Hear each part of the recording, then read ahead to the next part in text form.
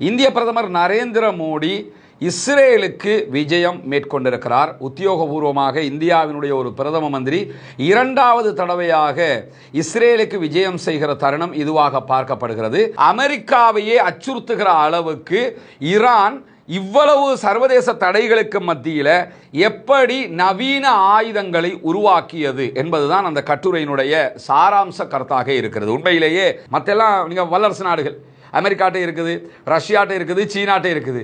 அதற்கு அடுத்ததாக ஹைப்பர்சோனிக் யார்ட்டே இருக்குதுன்னு கேட்டால் ஈரான்ட்ட தான் இருக்கிறது.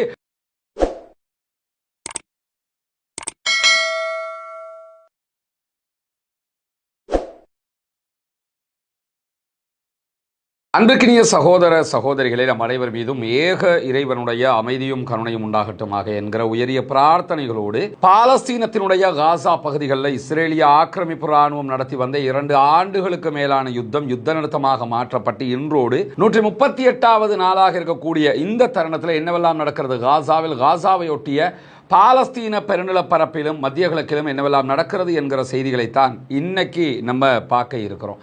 இன்றைக்கு வெளியாகி இருக்கக்கூடிய பல முக்கியமான செய்திகளில் ஒரு முதன்மையான செய்தி என்னன்னா, இந்திய பிரதமர் நரேந்திர மோடி இஸ்ரேலுக்கு விஜயம் மேற்கொண்டிருக்கிறார். உத்தியோகபூர்வமாக இந்தியாவினுடைய ஒரு பிரதம மந்திரி இரண்டாவது தடவையாக இஸ்ரேலுக்கு விஜயம் செய்கிற தருணம் இதுவாக பார்க்கப்படுகிறது.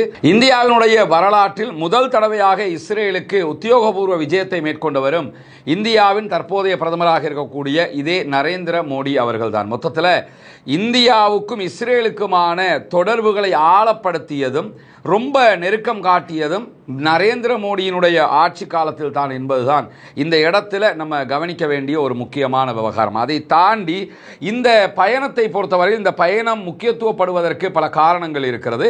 அதனுடைய